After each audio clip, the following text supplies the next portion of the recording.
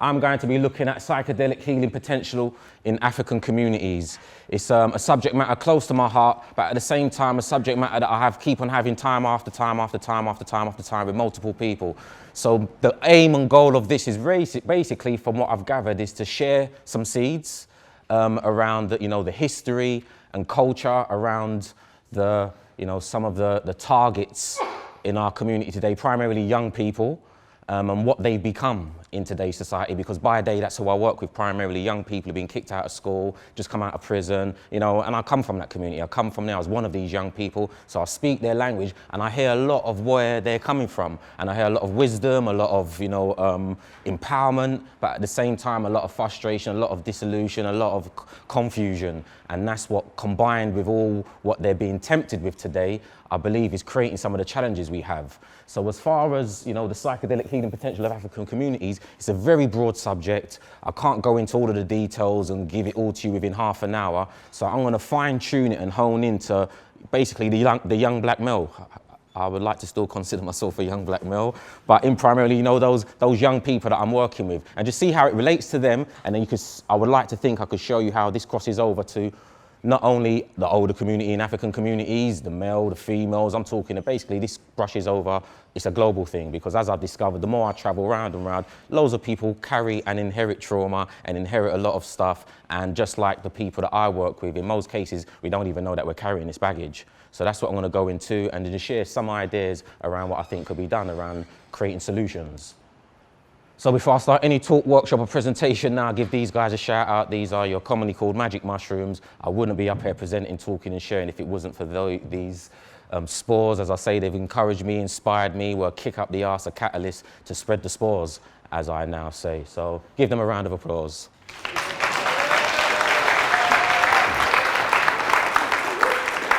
With that said, this is going to set the tone for the rest of the talk. For those of you who know me, I may talk fast, I know I do, and I will try my best to just pace myself, but I get excited, I get passionate, and I know I've only got 30 minutes. So work with me, take photos, I'm available for the rest of the day, and I know Breaking Convention records everything, and it's going to be on the, available online later. So this will just set the tone. Suicide isn't just a white people thing. This was just part of my research, looking at mental health, working with the young people that I'm dealing with day in, day out, and seeing some of the challenges we face. And it seemed like it was a challenge that a lady, Kimya Dennis in the States also found in relation to suicide. She says, as a sociologist and criminologist, I often do community outreach on mental health prevention. I urge organizations and programs to avoid the one-size-fits-all approaches. There are many ways that mental health issues can impact individuals depending upon race and ethnicity, gender, identity, sexual identity, religion, and more. But I have found mental health conditions and suicide are often still considered a white people's problem. When I speak with African Americans or non-white Hispanic groups that are often overlooked by the mental health community, I'm often asked, why am I wasting my time addressing race, ethnicity, and other cultural variations? And that's basically a question I'm asked a lot of the times, as far as within my own community and also outside of my own community. Why the focus? Why would you want to, put energy and effort into that, or we all need these, need these services. We all need these kind of hope, which is very much true. But what I've come to find out is that everybody, just like today, you can go, you can buy a bespoke table, for your particular needs. You can go and buy things that are specific to the needs that you may have, and that's the same case in mental health challenges, in many other areas, that people have got their uniqueness, and this is things that we also need to consider. For me, it's what makes the world a beautiful place. All of us with our uniqueness and different traits. It's not a monoculture. Yeah, we're all about diversity, and just like nature. So you need to be aware of the different plants' needs. Not all plants require the same nutrients. Different plants require different nutrients. Yeah. So with that said, I don't have a background in mental health. I'm aware of the challenges of my own mental health challenges and people that are around me. And I also am aware that I've got friends, very close friends to me, who have been diagnosed, with mental health challenges, schizophrenia and bipolar. These are young men who I grew up with in my teenagers, going to school with, not knowing the challenges that we would face in life could lead to some of these mental health challenges. And I've got a handful of friends, as well as people in my community, that have just been pumped with drugs 24/7. So with all this research that's coming out at the moment, and me being interested in the whole psychedelic thing, I was wondering, well, is there any kind of psychedelic healing being offered or available, or potentially could be readily available for communities in general, but as highlighting some of the challenges that we may face? So again, I don't need to go into this. This whole weekend is going to be if not, you've already been bombarded with the amount of research that's being done. You know, MAPS, Imperial College, King's College, you name it. There's research being done all over the world at the moment, and you know, it's unprecedented. You know, just as far as you know, the results, the feedback that's coming back, it's, you know, it's pretty much unbelievable to some degree. But you know, magic mushrooms can reset depressed brains. This is going back to 2017. The hallucinogen found in magic mushrooms can reset the brains of people with untreatable depression, raising hopes of a future treatment, scans suggest. Can I just ask, by a show of hands, has anybody here suffered from depression or knows anybody who suffered from depression? A lot of hands. We know that these people in our communities, the drugs, they don't really work. You know, they're dependent upon these drugs and dependent upon relying on them. And it makes, you know, not just the pharmaceutical companies big, the doctors, you know, there's players involved that keep this thing alive. And for my concerns, without knowing the legalities and logistics of the psychedelic, you know, healing potential, I was always aware, like, I just don't think these guys are really gonna allow this to just move forward and challenge all of, you know, the foundations that they've set up. I could well be wrong, but that was just my gut feeling. But moving forward, you know, a couple of years later, they're saying, hey, magic mushrooms could replace antidepressants within 5 years, says the new Psychedelic Research Center. People on antidepressants long-term say they feel blunted with psychedelic. People on antidepressants long-term say they feel blunted. With psychedelic therapy, it's opposite. They talk about an emotional release, a reconnection.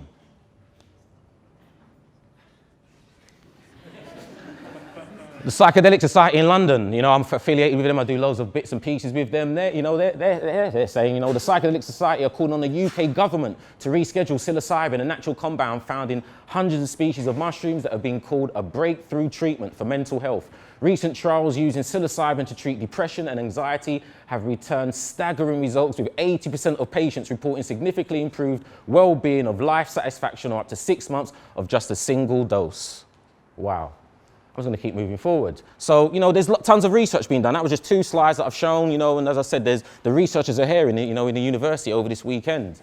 And all you need to do is jump on YouTube as well. So you've got all the clinical trials and stuff that's being done. And, you know, we have to wait for the feedback, you know, and the reports to come back and the data to come back, for it to be analyzed, for it to be processed, for it then to be implemented. But if you jump on YouTube, you know, there's people doing this stuff now. You know, people just giving their self-testimonies. Yeah, it's not clinical trials, but it's out there and you could just check it out for yourself. I'm one of those individuals that have taken psychedelics. I haven't had no therapeutic clinical support with that, but I can say that it's transformed what I'm doing and put me in a better position, for lack of a better phrase, you know, a better version of myself. It's not a term that I like to use often, but it's just progressing, you know, because I'm still discovering who I am. So I'm not necessarily saying I'm going to become a better version of what I currently am, because I'm still exploring. But nonetheless, you go online, there's tons of stuff, you know, talking about the therapeutic potential of psychedelics, man. You can go all the way from the top of the map, all the way down. There's someone somewhere just, you know, demonstrating that they've done this, you know, taken salvia, they've dealt with this, you know, you see all the salvia trip reports. It's crazy. Even who knows about the latest research that's out? Hot off the press. The latest research that communicates in my community volumes. Anybody know about this research, latest research that was done? Mike Tyson taking DMT, smoking toad. People aware of this? Check him out. I don't know, you can check him out on any podcast nowadays. Mike Tyson is the fluffiest guy you can find on planet Earth at the moment. He's gone from being a monster, the air-eating killer machine, into this loving, peaceful, wanting to hug everybody and love everybody. I say that simply because, you know, and in jest, but it's the real deal. You know, anybody who knows Mike Tyson, you know, his history and his story, he comes from a very similar background to myself and a lot of young people that I work with in my community. So to know that he can come through and in his later life, having the conversations that he's now having, there's hope. And I say that to say that when you open the newspaper in the UK, in particular London, they give you these monsters. And they're not monsters in the sense of that they're true monsters, but that's how they're being portrayed. And it says here, inside the UK, drill music. Some of you might be familiar with the whole music scene. Drill music is, you know, a branch off from rap music. Demonized rap, in fact. Demonized. They're using these words, but I won't get into that. The genre representing a marginalized generation, Until recently, mainstream media have actively ignored drill, but are now jumping on the bandwagon of blame, not hesitating to pinpoint blame on the music and its disciples for perpetuating a recent spike of violence in London. The subtitle for this thing was called "London is a War Zone." Who lives in London? Keep your hands up if London is a war zone to you. Right, but that's how they want you to feel. And that's how they want you to feel every time you see a person of color or a young person representing that community. And that's the energy that these young people carry, which is, they're well within their rights to carry that energy. And what's happened is, pretty much, is that we become punks as adults, as elders, in raising young people. But we'll get into that and how and why. But like I was taught when I was growing up and I was told, don't listen to this music, they were telling me in the music I was listening to, don't blame it on the music. This is rap music, hardcore gangster rap. But within the message was raising me up to be realizing that this music was actually empowering me rather than bringing me down, because the things they were talking to me to talk against was the same things of, I don't know, the bloody rebellion extinction and all these guys. This was happening when I was a teenager. These people were talking about, chemtrails and this, that and the other. And people just saying, you listen to this music, it's going to send you crazy. But they were also aware that the injustice that they face, a lot of the time it's being blamed on the music. This is from the 90s, this album cover. But nonetheless, it's happening in the UK as of August 13th. When was that? A couple of days ago, a few days ago. There have been 86 violent deaths in the capital. It comes as shocking figures revealed knife crimes in England and Wales have soared to a record high of 43,000 offences in the last year. That's the Sun newspaper. It doesn't stop with this information, coming out. Where am I going with this, guys? Keep calm, it's a crazy world as it is, but what I want you to realize, it's not the young people's fault, it's not these guys. There's some other stuff going on. And if you didn't know, the forest will make them happy. As I've mentioned, people smile and laugh. By day, I'm a horticulturist, a food enterprise grower. I work with young people, identifying green spaces in and around in London. We build green spaces, food enterprise projects. We use kind of like the Dragon's Den apprentice approach. And as I said many times, we get them from selling wee bags to salad bags. That's the whole idea, getting them ground organic produce. Many people thought the work we were doing couldn't work simply because the young people had options of going go-karting, horse riding, all this amazing fun stuff, or they could go gardening. And many people thought it wouldn't work until we got them from their first journey from Hackney in East London to northeast London, Chingford, which is, an 8-mile journey, half an hour on the train. I could see, my peers could see, and then the young people eventually saw the magic happen the moment that they stepped out of the train at Chingford station and started walking through the forest towards our site, because our site is at the edge of Epping Forest. And with that said, we realized from that moment when they're walking through Epping Forest and like, sir, there's a butterfly. Sir, there's birds, there's a worm, there's flowers, what's this? What's that? We realized we started to create and open that magic where in the community that they're in, they had to be hard and tough. But we would remove them from that environment where they had to keep up that bravado and put them in a space where they could relax, and we saw the true 13, 14, 15-year-olds come out. So with that said, I'm aware that my people from back home know that the forest makes you happy. We've got a brother here from Gabon who was raised, in and around the forest. This is what we realize. Forest people are happy people. The closer you are with nature, it makes you more in tune with nature, gives you more, all you've got to do, you don't have to even really think about it. You could just go out right now, over in, Greenwich Park, and just put your hands on the grass, put your hands in the soil. It works. The science has proven. I haven't got all the data and stats here to just show you that, just go out there, breathe in the air. So this is a practice that I know is ancient.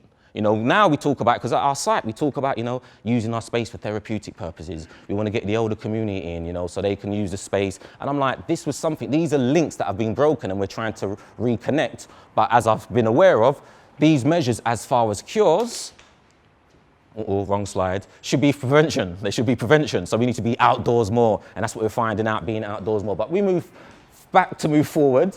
I'm not going to spend too much time on this. This is just to highlight anybody who's ever heard me talk. I always talk about the little people from Central Africa, simply because their legacy is so deep, so vast, and so broad, and they're not recognized for the knowledge and information that they brought to the globe. We wouldn't know about, just as we mentioned, Sen had mentioned about the Dravidians and the knowledge that they brought from Ethiopia that migrated over to India. These were the gatekeepers of that information. These were the people who passed that information on to the elders of other groups within Africa. It started in Central Africa, and the knowledge and information migrated up the Nile River and reached its pinnacle at ancient Egypt, which a lot of people are familiar with. But before then, not many people are familiar with, the knowledge and information that these people have, simply because they may appear the way that they do.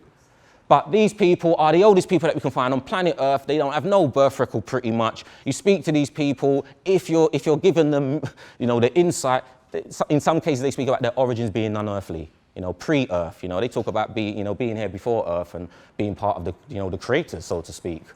Why am I highlighting them? Simply because the root bark iboga, as many people are familiar with, coming out of Gabon and Central and West Africa as well, really popular for, addictions. How many people are aware of iboga supporting, look at that, heroin addiction, alcoholism? How many people are aware of or have used iboga to communicate with their ancestors? See, less. But some people are privy to that. And ultimately, from what my understanding is, that's what the plant was gifted to the people for and to use. But we'll move forward with that. Simply because my questions were, how comes if in Gabon, if in these regions, this is what the plant is used for, do they have heroin addicts in Gabon? Brother, do they have heroin addicts in Gabon? Because he's from there, so we can get it hot off the press. No, they don't. Okay, so what is the root bark for then? I won't go into this, as people better qualified than myself, but just so you know, for those who may not know, it's a root bark, obviously scheduled one, it's against the law, but based on reports, as it's mentioned, it's great at interrupting dependence on opioids, stimulants, alcohol, and nicotine, which I think is great. I've got these challenges in my community, so it makes sense to me, but I also want to acknowledge and honor these plants for what they're there for. I'm not going to speak on that because in about an hour or so, we've got Zambi who will be speaking on that. But big forums and conferences happening all around Iboga, but what I come to find out is that it's really underrepresented by the people from those regions and the descendants of those people as well, as far as knowing what these things can actually do and help us. So what is Iboga? I won't spend too much time again because we're going to be going into that, but I just want to highlight that when I started doing my Googles and research, I come to find out that Iboga was good for promoting radical spiritual growth, which was what the journey that I was currently on. It was great for stabilizing community. How many people in here have got a stable community? You do? I want to join you. My community is really unstable, and I can't be in denial of that. But if you do, please, I would like to know more on how you've created these stable communities, because I'm aware they do exist. But where I live in East London, that's currently not the climate. And in addition to that, it supports family structure. I know that, is everybody 2.4 happy families here? Everything just, all good? All good in the hood? Or are there some challenges, family challenges, sibling rivalries, issues, baggage, I know there is in my family. And they resolve pathological problems. I always ask this question, how many people in there do things that know that they don't serve them well, but they continue to do them? Just by a show of hands, who would acknowledge that? See, half of you are lying. The point is that these plants can support us with that. We could, it will make you check yourself. It made me check myself, so that's why these people, in my humble opinion, are the type of people they are, the quality of people they are, not just the Twa, the Baka, the Apa, the Bobongo. You go to indigenous people around the world, they're just cool people. They're close to nature, they work with these plants, whether they like it or not, these plants will force you into wanting or needing to reconnect with nature or checking yourself and some of the ego-driven things that you may or may not be doing, just like I did, not giving my sister half the slice of pizza when my mum used to ask me to give her half the slice of pizza. You forget about that, but then mushrooms can bring that up and you have to go and deal with it. And that's what I would like to think, that the more of us that would be experiencing this at a younger age, we would then not necessarily have the challenges and the baggage that we carry as we move into adult life. As I mentioned, prevention is better than cure. That's how I feel. Am I on time, sis? Yeah, cool. Prevention is better than cure. That's what I was taught and how I was raised. How many people, does that make sense? Because I say that to say that the plants, how they've been introduced to me and are currently shared, are as medicine. As I was told, a lot of people refer to these things as medicine, and medicines, relate to you being sick and you needing some kind of medicine. But I don't necessarily see it as that. And as my elders have taught me, that's not necessarily what they are and how they were gifted to the people. Yes, they can be used as medicine, but that's not their only trait. And that's what the mystery systems are all about when you get deeper into that. But let's just bring it home. Do people know that African toddlers don't cry back home in indigenous cultures where they've not had many interruptions by Europeans? People are aware of that type of stuff. You need to check it out. This is an article that went out as well about why black babies don't cry and stuff in certain cultures. Yeah, you need to check it out. It created a storm, but it was real easy. People wonder, how did they do it? What did they do? One of the main things they found out that they were breastfed. People say, well, I breastfed my child. He still runs up and down, causing a racket, But so there's a lifestyle that goes along with that too. And obviously we don't live that lifestyle in the West. But what I also wanted to highlight is that a lot of these groups and cultures, the way they use these plants and engage them in their day-to-day culture, don't be surprised to find out that the babies in some cases are conceived under the plants. You know, the process of pregnancy, the mothers are partaking in using these plants, and definitely during breastfeeding, the mothers are partaking and making sure that the children are basically, as a current trend, it might be microdosing. They got the babies microdosing. Again, I'm not advocating that, but I'm just saying this is what goes down. This is what's really going down, and how you can create a culture or community where the toddlers are not crying, so to speak, and then you've got teenagers who may not be stabbing and shooting each other like they're currently doing in my community. But as we move forward, I say that to say because there are rites of passages, there are initiations, there's things that you would introduce to the young boys or young girls as they go through their development. So just to give you a highlight, you can go to the Fulani youth in East Africa, and they use Datura. And I just highlight the Fulani youth use the Datura plant, the seeds, they make a drink from it, and it incites them in something called the Sharo contest, which is an ordeal of manhood. And this basically ritual is real simple. There's 2 regions, and they get the young boys, I think they were like 11, 12, 13, 14, those kind of ages, the same age of the young boys that I work with. And they take them out, it's a big gathering, hundreds of people come from all around the world, and it don't take too long. There's 2 boys allocated, one from one region, one from the other region. Prior to the day itself, they need to go and find a stick. They need to go and find a tree, find a stick, then when they make this stick, they've got to actually make the stick, so they are trying to inflict as much pain on their competition as possible. So that both boys have gone out in their regions, got the stick, and they come to the region on the day, and they basically just got to hit each other as hard as they can with this stick. And basically the goal is that you prove how hard you can hit this person with a stick, and the person's got to prove how well they can maintain or not flinch without the stick, you know, after being hit with the stick. And after they do this, you know, the 2 teams decide who's won, and then one goes away the victor. But throughout that process, this is all different ways, as we'll find out, of how you channel the warrior energy. You know, you don't say you're bad, don't fight, sometimes we need that energy. There's a time and place for that. But don't inflict it on your own people, you know, and I'm not saying that, you know, wait for the enemy, because sometimes we don't know who the enemy is either, or who our friends are, but nonetheless, there is a time and place where this energy is relevant. And in the indigenous cultures, we come to find out they're aware of that. They're aware of who the warriors are, and they say, we know what path you're on. You love fighting and ramping. That's how we would say it in our, like, you're ramping all the time. It's ramping all over the sofas. You and your cousins just fighting and wrestling all the time. And it's like, you don't tell them to stop. You're like, all right, we need to create a space for that. That's what you do with that. But moving forward, you've got the Maasai warriors of Tanzania, and they're known for what's known as being aggressive and violent, and they have what's known as fight drugs. And again, they're combining a range of different psychoactive plants in supporting them to do this. Not let's peace and love, let's stop being violent. They're like, no, there's a time and place when we need that. There's particular plants that we use that will invoke that energy inside of us and support us to do that type of work. Where am I going with all of this? These guys. These are the warriors that we have in the UK today, but they just don't know that they're warriors. And there has been a project, an experiment that's taken place, and this is the byproduct of that. I'm here to share that, because I was a victim of it. And I realized what I had to do to break the spell. But these are the monsters, the demons that they give you every time you open a newspaper. And these are just really cool kids. I work with them. I don't know these ones in particular.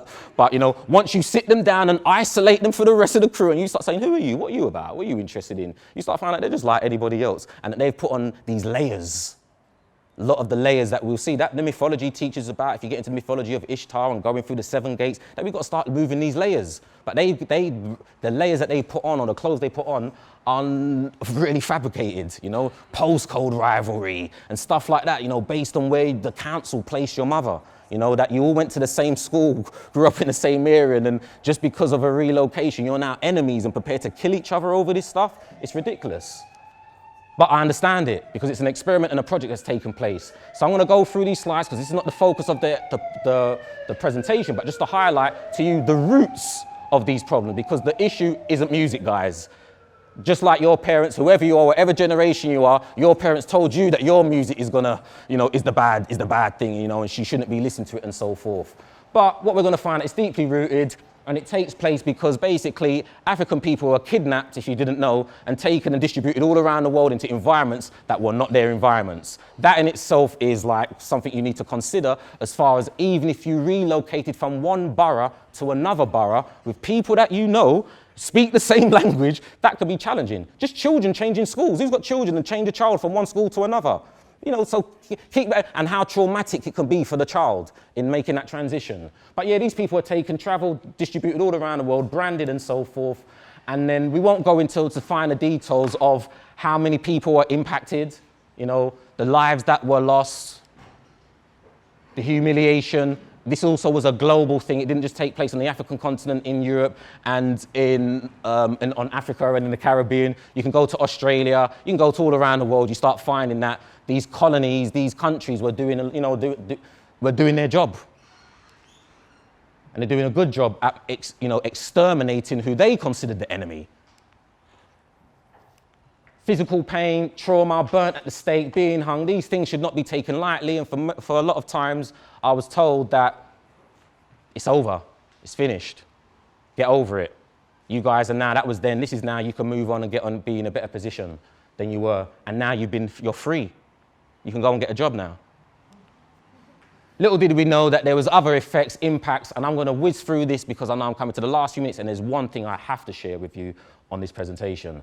So this is just the impact of slavery. That's just slavery. You can all do your own Googles. You're not going to find out the truth, the whole truth, and nothing but the truth, because they're not going to give you the truth. They're not going to tell you the impact that this really had on the people. But then many moons later, you've got the Windrush. People familiar with Windrush, it was all media hype last year, you know, and just as far as the impact that those who they invited, didn't kidnap this time, they invited us over and says, yeah, this is, you know, this is the future. This is where the future is for you. And just like my mother was told when she was in Barbados at 10 years old and coming to the UK, she was told that the streets are paved with gold. And I'll go back to Barbados. I haven't been in a few years, but I'll go back, and they still think the streets are paved with gold when they come to, and they come and it's a real culture shock.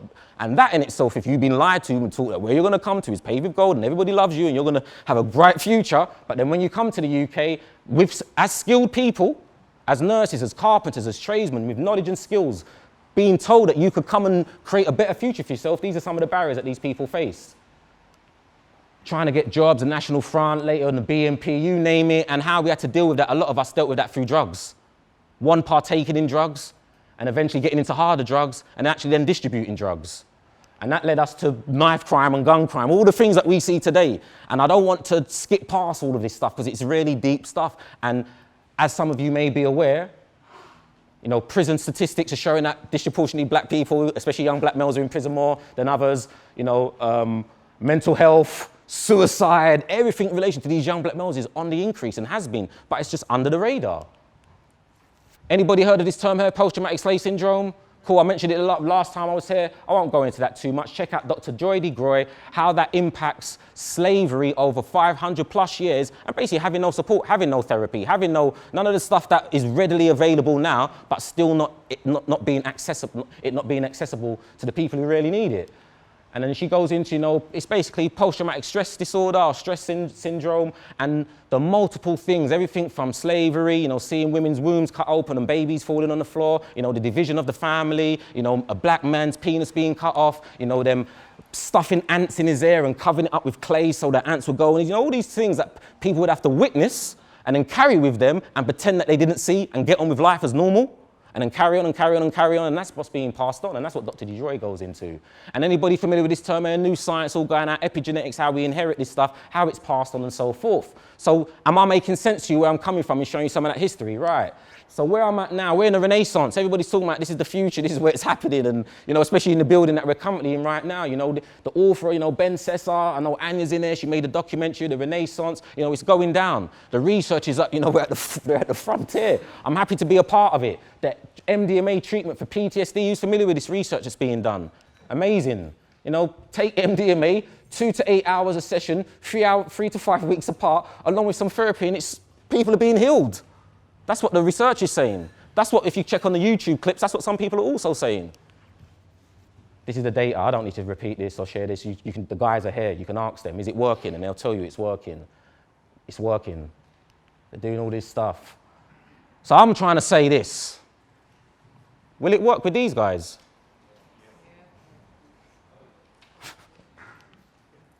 He seems to think it's the best thing that's ever happened to him. All this stuff, all this research. This is the best thing, you know. I know many people that can give you their testimonies of having psychedelics and, you know, moving forward and it being an amazing experience for them. LSD for anxiety, it doesn't stop. And Monica Williams, I'm not personally do not know her, but I'm aware of her research, working with maps. She's doing the MDMA, PTSD research, but she's been looking at race-based trauma within that research. But one of her main challenges has simply been that she's not been able to get enough people of color to be part of the trial, simply because we don't trust the system. We don't trust the doctors. We know what they've done to us in the past, and we're aware what they could do to us in the future. So we need more people to stand up, people of color to recognize this and use their skills, use their backgrounds to actually move this forward, because that's what it's going to take. So she's doing her research. I won't go into it. She just needs to check out the document. It's readily available online. Race-based trauma, the challenge and promise of MDMA-assisted psychotherapy. She's been working with people of color in the United States. But hey, I'm in the UK. What does that mean for me? Do I need to keep looking across the pond and seeing what they're doing and we catch up and another 10, 20 young people get murdered by the end of the year? Nah, what are we going to do about it? Psychologists, therapists, whoever you are, wherever you are, if you're in the room, if you know people are in this background, have got some kind of history or interest in this, you should be saying, hey, there's some guy who talks about this. He's not the guy to be doing it, but he's trying to give some people the nudge. And that's what I believe I'm here doing in presenting this for you today and moving forward. So the data basically is just going into saying, look, the studies are working, the research is working, I think it's going to work with people of color, but ultimately there's not enough support, not enough finances, not enough people backing it. But if we do get that support, do get the backing, we can get amazing results. So what we're going to do now is end on this, I think. And I know I'm over my time, but this is the whole point of my, I'd rather not have spoken for 20 minutes and just showed you this. To give you, like I said, if you go on YouTube and you see the work that's being done, because there's people out there doing the work regardless, because we cannot wait for legislations, legalizations, all the rest of it. So they're taking people to places where it can be done legally and doing it there. And as you're all aware, there's a lot of underground stuff going on. So I just want to show you this. Whoops. No, you're joking. Okay, well, I can't show it to you. But this is what you're going to do. You've all got homework. During your break, all you need to do is have a smartphone or find someone with a smartphone, and you're going to go onto YouTube and you're going to type in John Doe's Shroom Trip Report. And if you can't find it, you can come and find me and I might put it on right at the end of our panel. If you can come back, because all the speakers will be on there. And it basically goes into a young guy, I kind of paraphrase, a young guy who's basically a gang member. And he's out with his friends, and they're basically saying, look, we're all going to go back, do mushrooms. So he all goes back, go mushrooms. They don't know what he's getting into. And in a nutshell, they're sitting there having a giggle, playing around. It's a 12-minute video, but I just edit it down to the last few minutes. And you've got this guy sitting there just basically saying, yeah, they're eating mushroom, talking rubbish pretty much. Then it starts to kick in. Then, he's playing around, and then eventually he goes to his friends, like, why do we do what we do? Why do we do it? Why are we stabbing, shooting pretty much? What are we getting out of this? And cut a long story short, by the 12th minute, the guy's just there in tears, breaking down and says, like, I can't do this to us no more. Like, I couldn't even do this to my enemy, And that's basically what this whole thing is about, this rivalry and enemy. So it's a testimony from people who are basically saying, I don't want it. I'm not a monster. I wasn't born and created to be a monster. I've been turned into this. And I'm a manufactured monster. And when you get into the deepness and the root of who these young people are, and when you get them in those spaces, they clearly tell you that. But because of the layers and the armor that they need to put on, they're not going to tell you it like that. But it might take a mushroom experience. It might take them aside and having a one-to-one just to say, hey, what's really going on with you? And then they spill the beans. And then slowly but surely. So I'm not saying they all need psychedelics. I'm not saying they all need this, but it's just to highlight and bring to your attention that, one, they're not monsters. And if it can work with Mike Tyson, it can work with these demons and monsters on the street, have they said, because it's the same kettle of fish, it's the same people that we're working with. So with that said, I'm really sad that the video didn't play, because that was the whole point of this presentation, was to see that guy. I will try and get it up at the end or share the link for people to see, just to see for yourself how it can come from a hardened gangster, what he would say after an experience. So that's me, Darren Springer, also known as Darren LeBaron, and you can now check out my new website, darrenlebaron.com. Thank you.